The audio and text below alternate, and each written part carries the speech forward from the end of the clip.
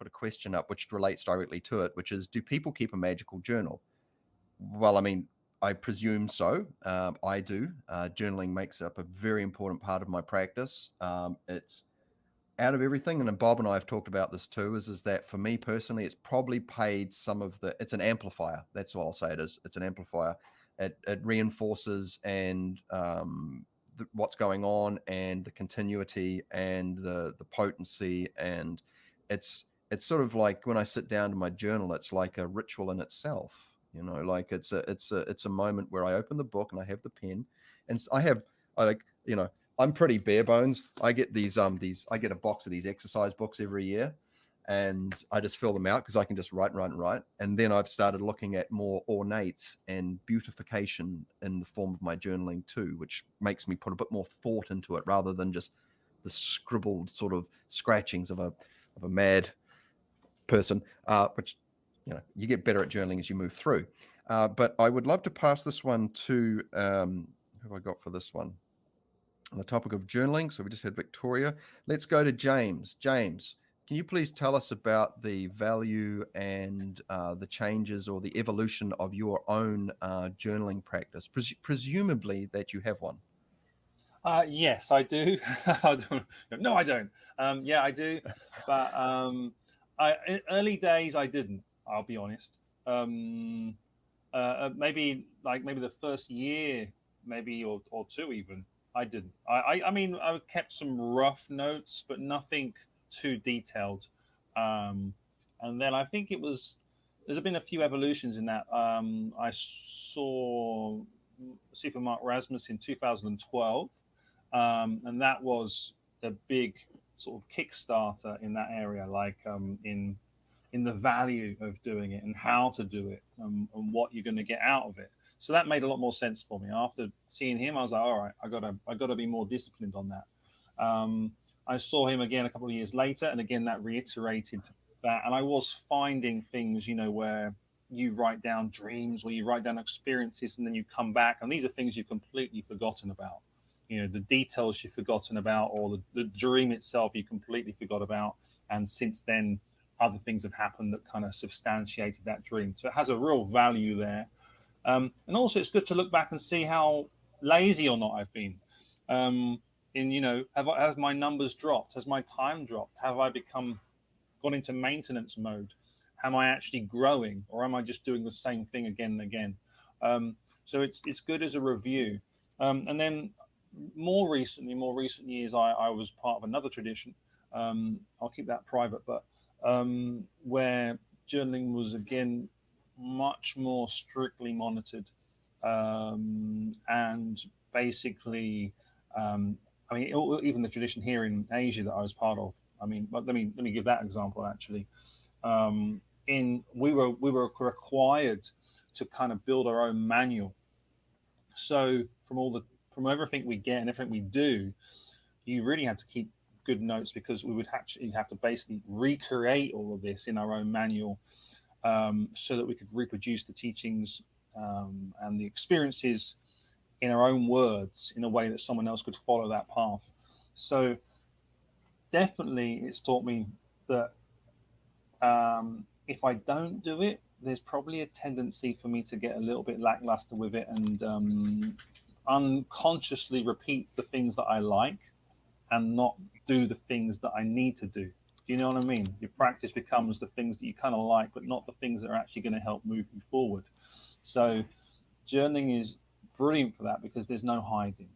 And it definitely does evolve. And I think it does, the more you do it, the more you get out of it. At first it's a discipline, and then later on you're actually seeing some reward coming from that journaling. I'm still not as much as I see other people who are really, really, really into it, really love it. It's a tool for me. You know, it's a tool, it's a necessary tool. And I do get a lot out of it, but I'm not writing hundreds of pages. I'm writing a page entry per day probably, and that's it. Yeah, wonderful. Thank you. Yeah. You know, I found, especially in the early stages after practicing meditation, I got into dream journaling, and man, that can become a tyrannical task. It's like, oh, you like writing down dreams, do you? Well, here's a whole bunch more to write down. And, how much of it do you need to? And it's like, you just, more detail opens up, and even writing dreams down is a really good practice in recall and visualization and these types of things. The fragments start to flower and that. But I found that I have to be conscious of the amount of time that I have in a day. And so now my journaling has, especially after listening to Mark Rasmus talk about it, and the practices make you become more focused. So there's less kind of fluffy story writing types of things. It's become more objective and laser pointed for myself. And therefore it's become far more useful, and I'm getting greater gains out of it as well. So absolutely, yeah, I agree with that. It's like it becomes, for the fragments, it's very useful because, like you say, you do start to focus in on memories, and then those memories open up, and then the gaps between the memories start to fill in, and then you start to get a whole host of memories coming. And also, yeah, the laser focus, definitely, you start writing more, and then it becomes much more concise, which is where I'm at now. Yeah, love it. That's great. And just someone in the chat, they're talking about AI versus, using AI and apps versus handwriting. And I just want to say from my own experience that handwriting, there's really no substitute for the potency of you're doing gestures. You're typing on a keyboard, you're pressing buttons. There's still value in that. But there's something when you are putting more effort in. I don't know, like I see those images of Thoth, and he's always got a pen in his hand. And I wonder if some of these figures from history, if they were around today, how they would view technological sorts of implements over more traditional ones. And I've just found there's a much more personal connection with writing by hand. But anyway, so I just wanted to comment on in the chat there. But James, did you have anything you wanted to share on handwriting versus digital? Yeah, sure. Yeah, basically, I mean, of course, I love AI, I love tech, but in this case, I don't really think it brings anything. It's just a novelty, really. Yeah, you can do a voice thing and record it as a voice, and that can transcribe it into writing. Maybe that has some use to save time, but you're still not going to have a journal in front of you that you can just flick through and find things that you did years ago. So yeah, I think personally, I would say stick with the handwriting. It has a lot more uses other than the actual easiness of entering the information. It has a lot of other uses, and it builds up over time. Right, it's with you for all of your practices. So yeah, I would stick with the manual writing. Wonderful, thank you, Victoria. So I've done journaling for over 20 years. And even before I did magical journaling, it was very potent because then I could look back and see, different psychic experiences I had. Like I had a journal entry from like 7th grade where I had like a psychic vision. And then I wrote that, oh yes, this came to pass, So it's pretty neat to look back and reference how, as someone else mentioned, even I think it was James, even dreams, you might have prophetic dreams. I had a dream that 10 years later manifested. And if it wasn't for that, me writing that dream down and being like, oh my gosh, and showing that, the dream world, you're outside of time. So, regardless of time that passes, you could have a dream and 10 years later, it's about something that will eventually manifest as part of your path. With journaling, I pretty much journal all of my magical exercises, except if I'm doing something like a void meditation or just kind of accumulating the elements for fun. Like, oh, I want to do something, sometimes I don't feel like I need to write that because I've done those exercises so much earlier on and I journaled about it. But I do like magical journals to look back and reference to see, okay, what were my kind of shortcomings here? How the trajectory of, oh, I kept hitting this wall, but I eventually got through to this exercise, especially for my mental wandering journeys. It's important to journal because then you can have more details of the landscape, the conversations, your experiences, and reference back. I think Bob has mentioned in another video, we tend to have cognitive dissonance. You have magical experiences, then you forget about it, and your brain snaps back into reality, unless you're consciously tuning into a different state. So by writing in your journal, you're able to look back and say, yeah, I did have these experiences, and it brings it fresh to your memory of your development that you have been working on.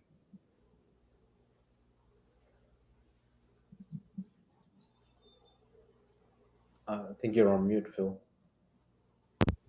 Thank you. Yes, the cognitive dissonance is a real thing. You're overcoming adversarial aspects of yourself, or parts of you that are adversarial to progress, because you have maybe these imprinted patterns and things. And so, the journaling really allows you to externalize objective data about yourself. You go, yes, that's true. Yes, I drink too much coffee. Yes, I'm not really hitting that threshold as far as my concentration goes. Yes, and you acknowledge these things. This is it's a path of real self-honesty if we're really honest about it. But the journal is, I love flicking through my journals. I have stacks of them, and I just grab a random one, flick through it, and then go, oh yeah. And especially the dream stuff, going back through dream journals is really fun, man. Like if you do that before you go to bed, that can kickstart stuff too, because it's like all right, it's time to hang out. We're going into dreamland. Okay, let's get in the zone for that, right? Let's get some mood cranking, So yeah, that's wonderful. Thank you.